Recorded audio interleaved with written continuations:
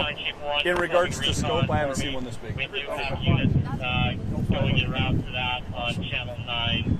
What's your suggestion? Do I need to kill off resources, or are we having any structures threatened immediately? So you said KSL, right? Okay, and that was who I talked to on the radio. They are going to be Willow Vista apartments are directly in line with, they're in alignment with the wind here and fuel type. There's UP officers evacuating Willow Vista. I could try. Or you're going to roll. Okay, then when I copy that, You're going to roll. You're fine. can you go to 9 and Well, can you I'm take live. command of that area? Is that possible? Yes. There. Confirm. Mike's Go to 9. Can you give me a test? 1, 2, 3. Check. We're right here. If you guys want to be right here, and this is where I'm going to focus Straight at me. all of the information. Yeah, that's affirmed. So essentially, Are we ready? No. Let me get you. Everyone, I don't believe we are quite ready, but we will be here in just a few moments. I think there's a few more things that we're going to figure out on scene. Let me make sure I get that for you guys. There is some. There we go. This is what I'm after. Okay.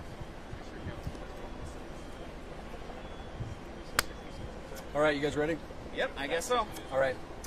Captain Tony Barker, Tony Barker. Here we go. Unified Fire Authority. All right. Okay, roughly at about 1:40 p.m. today, units were dispatched and responded to a field fire. They had strong winds that were pushing the fire into north into apartment complexes. They initiated an aggressive fire attack on this field fire. However, their efforts did not stop that spread of fire up into those apartment complexes.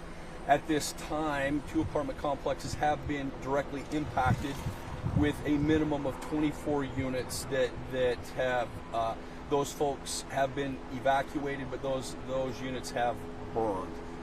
Currently, right now, we're confirming that all of those occupants have been evacuated from the structure at this time. They're continuing to fight fire not only on the field fire side, but on the apartment fire side. And at this time, Captain, I see just over the trees there, it looks to be a spot fire. I mean, what have the conditions been like? Have you been seeing these pop up? just with this one right here, probably the biggest issue that we've got right now are the winds. The winds are obviously hindering our efforts to contain this fire, but we have additional crews that are headed to the west of here and addressing that spot fire as we speak. You were just saying this scale of this fire. Can you talk a little bit about that in your experience? It's huge. I don't know, over the course of my career I've seen one to this scale that has impacted and displaced this many folks. We do not at this time have a total number of people that have been displaced, but I can tell you right now that Red Cross has set up an evacuation staging area at the LDS Church at, what do we have? 1250 East and 4500 South. It is not going to be for any type of shelter currently. It is just for evacuation to address the current needs of those displaced citizens. But currently, right now, Red Cross is on scene and addressing those issues. You said 2 apartment buildings affected, minimum 24 units. Is that total or both buildings? Both buildings, 12 per building. 12 per building. 12 per building currently right now. Now, adjacent structures, I can't tell you how many of those have been impacted. They have evacuated those units in all directions surrounding this incident right now. I can't speak specifically to the fire that is breaking out to the west of this one right now. As soon as I get more information on that, I'll be more than happy to share that. What's the plan of attack here going forward? Obviously life safety, and then we're going to go through incident stabilization. So we're going to do our best to isolate and keep it contained to the units that have already been affected, to mitigate any additional spread, weather permitting, and then we will continue to ultimately extinguish this fire and move forward with any salvage and overhaul to ensure that it's completely extinguished. Any injuries or to civilians or firefighters? Nothing reported right now. Captain, at this point, as we hear more units arriving on scene. Talk about the mutual aid of all the agencies. Oh, it's absolutely amazing. So our mutual aid agreements extend from border to border. Right now we have assistance from virtually every agency here in Salt Lake County. In regards to number of apparatus, I couldn't currently tell you how many are here, but to say that we have over 100 firefighters would be a very conservative number. I'm certain that it's much higher than that. Just size and scope. It started off as one incident, which was a field fire that started another completely different incident. So I personally have never seen one where we had two different commands, two different staging, in rehabs in two different locations. So obviously the heat, the time of the year is causing some unique challenges for the firefighters that are actively fighting this fire. But in short order, we'll have this contained. How many other buildings are threatened at this point? Couldn't even tell you. No idea. So are you saying at this time you don't know, you're just displacing people, you don't know? The fire displaced people. There was. Is there anyone who's passed away? Oh, we have no idea in regards to any type of injuries, Okay, I right? understand. Yep. Thank you. We've been hearing, some little pops, explosions. What are those? Great question. If I were to take a stab in the dark, I would say tires on cars that are on fire.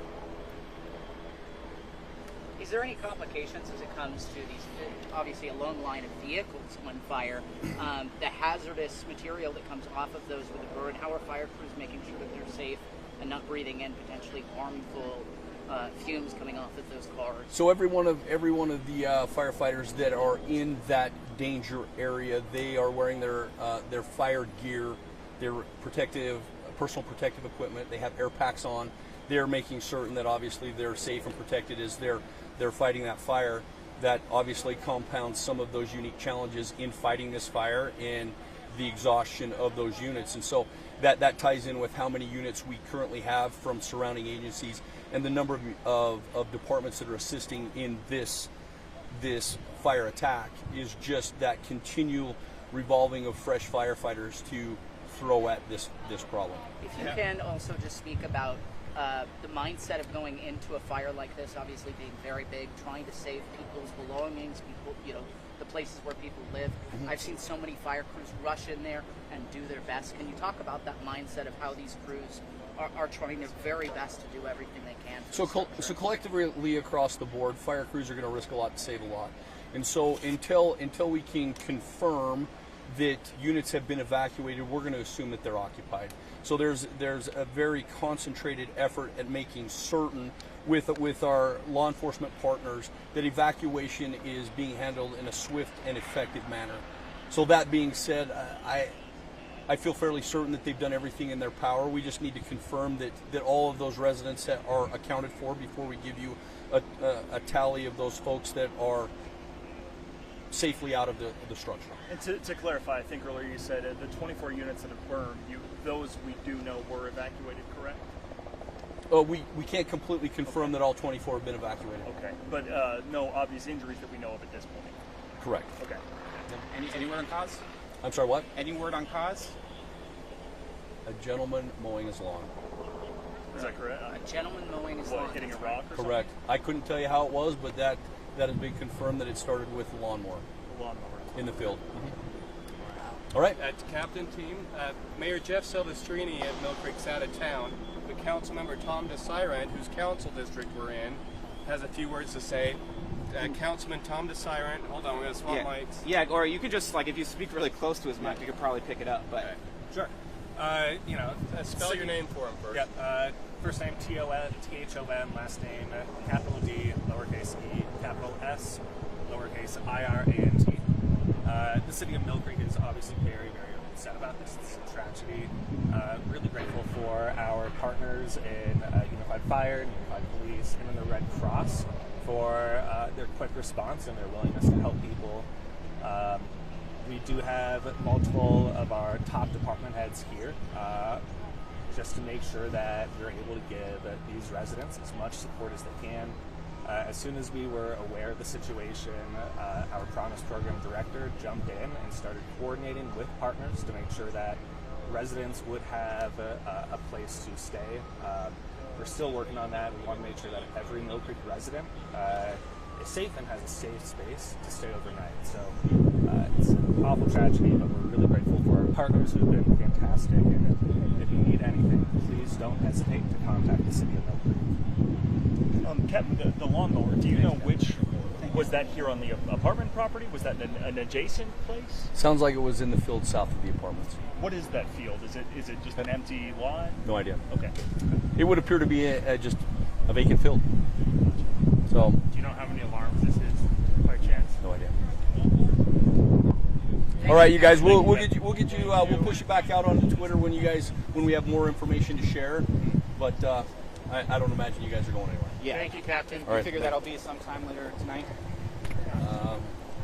Probably sooner than that, I would imagine. Okay.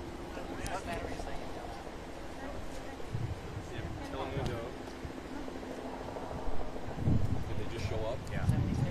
This came up in the I'm process. sorry. I think this is ours. You're totally How's your Spanish? Is this yours? I'm just walking around.